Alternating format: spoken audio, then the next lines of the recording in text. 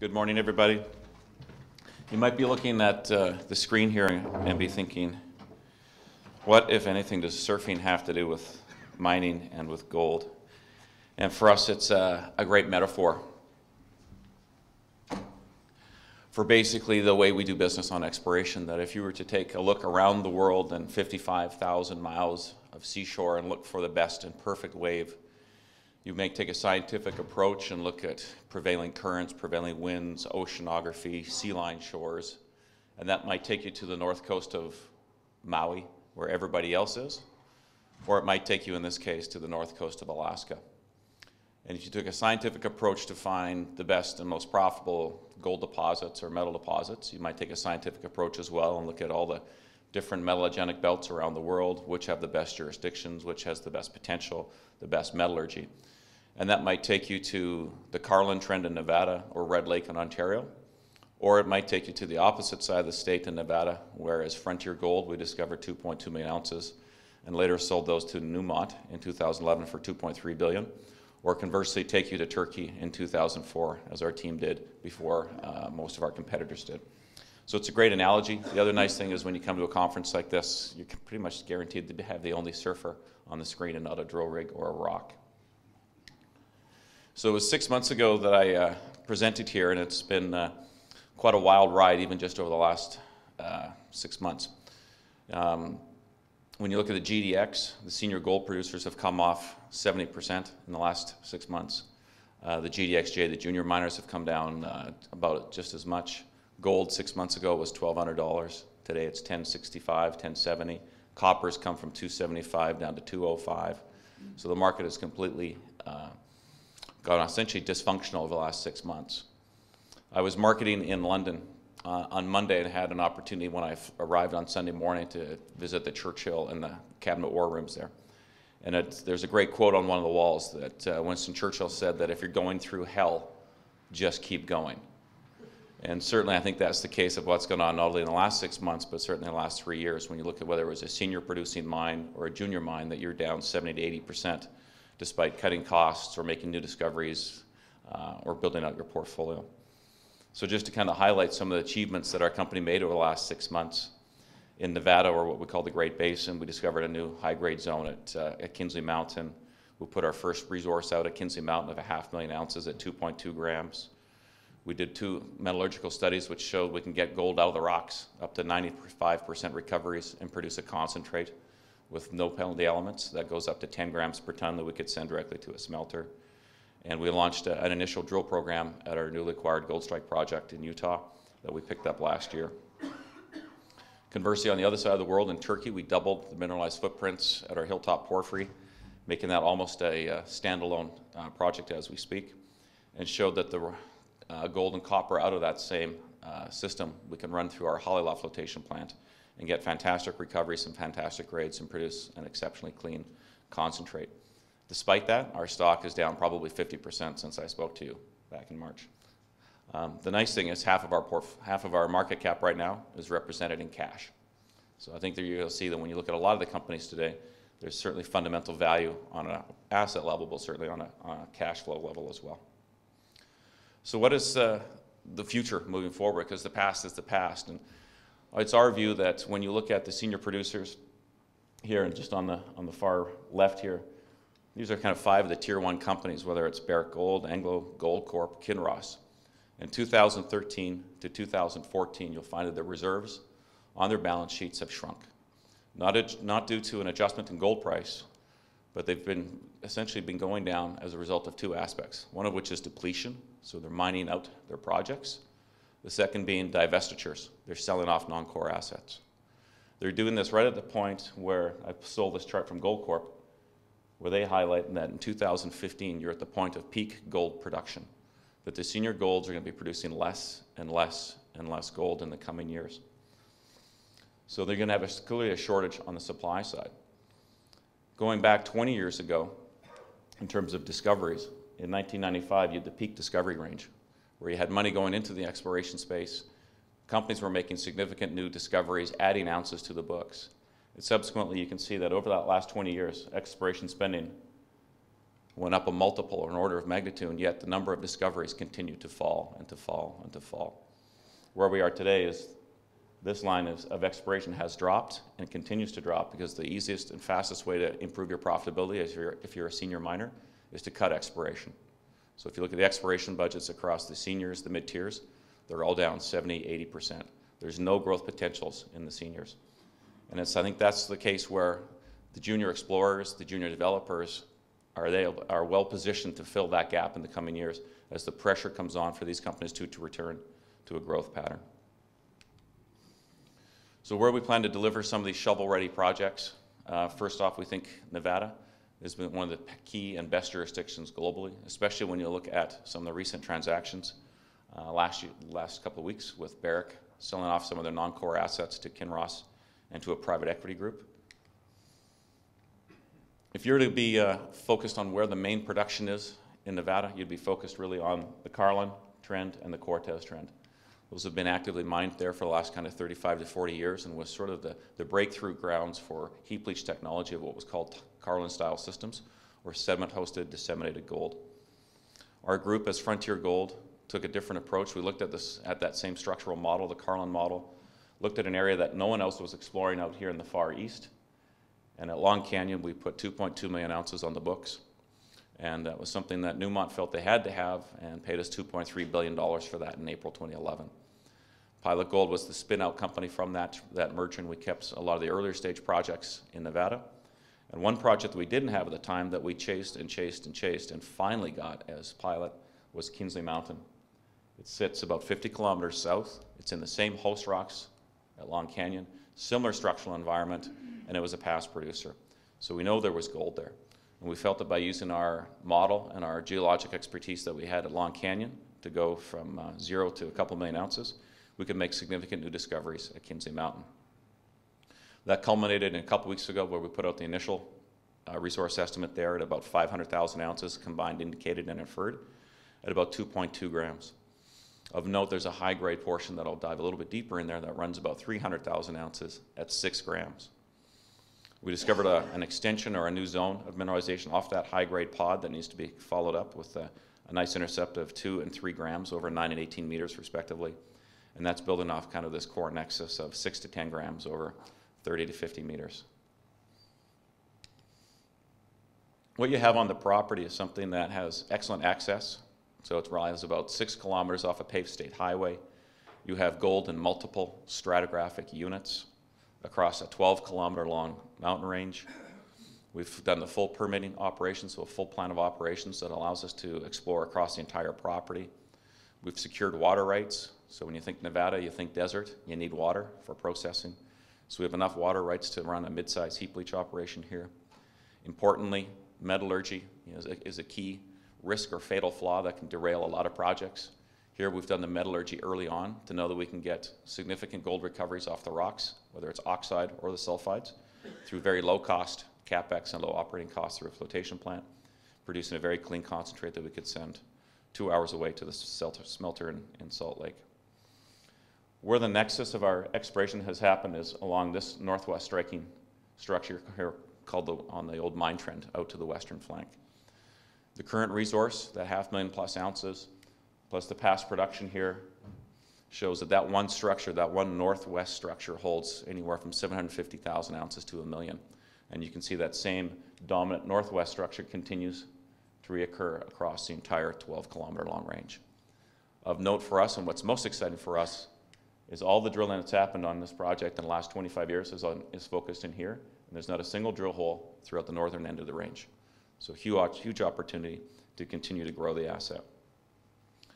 Diving a little bit deeper into the geology, and I by no way am a geologist, I'm one of the token financial guys within the company.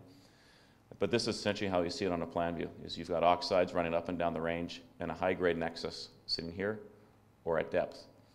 And it's our view that this high-grade piece that's about 300,000 ounces at about 6 to 9 grams is a unit that will cut right across underneath the old pits, stretching for 2 to 3 kilometers, and then repeat that itself again over and over and again on the range.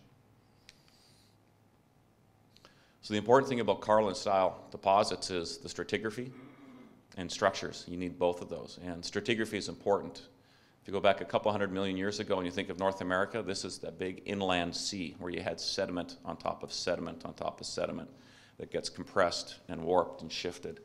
Some of those stratigraphic units become good ore hosts because they're porous. Some of them become very dense and very brittle, and they're not good ore hosts. And it's this recurring sequence that you have multiple targets that you can hit. And then the important thing is also finding that you have structure. What are the faults? What are the cracks in some of this more brittle rocks that allow the mineralizing fluids to come up? Find that receptive ore host and precipitate gold. So the key here is you've got significant structural intercepts, and you've got crossing intercepts. You've got a fantastic plumbing system with 5 to 6 very acceptable and very receptive gold rocks. The past producers would mine in the Notch Peak and in the Dunderberg Shale, and they would shut down their drilling right here. Our model from Long Canyon said if you drill through this barren, brittle rocks, you should find new sequences, and that's exactly what we found in 2014 and 2015. 3 more sequences of mineralization. These are the same host rocks that you would see at Kinross is now 100% Bald Mountain. Same host rocks, 14 pits. It's been mined for 25 years in a heap leach operation. So it has significant potential upside. Lots of gold under the rainbow still at Kinsley Mountain. And again, just tapping just the very start of this project. The other project that's we're just unveiling today and yesterday in Zurich is Goldstrike. And this is a project that we had our eye on for about 3 or 4 years that we finally got our hands on last summer. When I first met with the management team, these were 2 elderly gentlemen that were essentially working this company out of the basements of their house in Vancouver. I first met them at a big conference in Toronto called the PDAC, and they wanted $30 million for the project. That was far too much money, so we kind of let it sit and went back again 18 months later, and they kind of changed their minds and said, we'd let it go to you for a $15 million earn-in. That was still a little bit too expensive, so we kind of came back essentially last spring and said, how about $5 million? We settled on about $6 million in shares, and we got 100% of it. So as the market's gone down 60, 70, 80%, so has the valuations, but that opens up a lot of legacy and entrenched management that are finally able to let go of some fantastic projects that we can get our hands on. What we liked about Goldstrike is what we liked originally about Kinsley Mountain. A past producer, a robust database. It's a project that has no active work done on it since 1996 when it shut down due to low gold prices. We know there's a ton of gold there. It produced 200,000 ounces at 1.2 grams, which is actually high grade for an open pit heap leach operation. And there's a significant metal endowment left in the ground here. Our current model, after taking 1,500 drill holes, 125,000 blast hole samples, digitizing it, put it into a geologic model, that we're pretty comfortable that we're somewhere in the range of 600,000 to 800,000 oxide ounces here already. And we've just started just finished our 18-hole, 3,000 meter program to confirm that. The first set of assays will probably be out sometime in the next 10 to 2 weeks. And the bottom line here is you have a massive mineralized zone of roughly 12 kilometers by 8 kilometers that has never been looked at under a modern microscope. And what it's simply doing is looking at, here's an example of some of the past production. That structure and that unconformity of gold mineralization continues with unmined intercepts across here, and it continues out to here, across 12 different pits. Huge oxide has never been worked on in the last 20 years. So, as I mentioned, we've done 1,500 drill holes and 125,000 blast hole samples. We had a couple students from the University of Nevada, Reno, sit in a small dark room with paper certs and just hand punch these into the computer system over 14 months. And then you take a geologic model, but if you think it's bad just watching your screens go down, try doing that job. Finished off a lot of the permitting. We've got all the metallurgical history and stuff here, so we know we've got a great project here that we're just getting going. And this really represents an entirely new, brand new class or rediscovered class of Carlin-style deposits off the main Carlin trends. Switch gears to a country or a jurisdiction that's quite topical today, given some of the geopolitical events of the last 48 hours, is Turkey. Our group got into Turkey back in 2004, and we got there based on a kind of a global view that if you look at the key metallogenic belts around the world, some of the more well-known ones along the western US and Canada, the western side of South America, Southeast Asia, the Mongolian, you look at these huge copper belts. One of the best untapped metallogenic belts in the world is this Tethyan metallogenic belt that runs from Serbia, Romania, Bulgaria, across Turkey, into Iran, out into Afghanistan. And across that whole jurisdiction, you think of which is the best jurisdiction on there. Arguably, we thought Turkey was. And then we've been proven right. In the last 12 to 13 years, Turkey's gone from virtually zero modern gold production to 1.5 million ounces. It's Turkey's largest gold producer, in fact.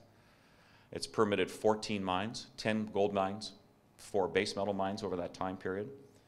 And the other thing I would highlight here is how profitable it is to operate a mine here. The most well-known operator in the country is Eldorado Gold on their Halilaga project. Their average cost per ounce is $443. Alistair Gold, who runs the Çöpler mine in the east, average cost of $524 through 2014, and the Turkish gold miner Koza Gold, $360 per ounce. Very well-educated workforce, very cost competitive, and these costs I would anticipate will continue to drop when they post these numbers for 2015 because the lira has come down so strongly. The Canadian markets, the Canadian gold producers, the Australian gold producers have all had a bit of a tailwind because of the currency has been in their favor. I would suggest you look at almost any emerging currency vis-a-vis the US dollar for some great valuations moving forward. So where we're operating is in far northwest Turkey, out towards Gallipoli and the city of Troy.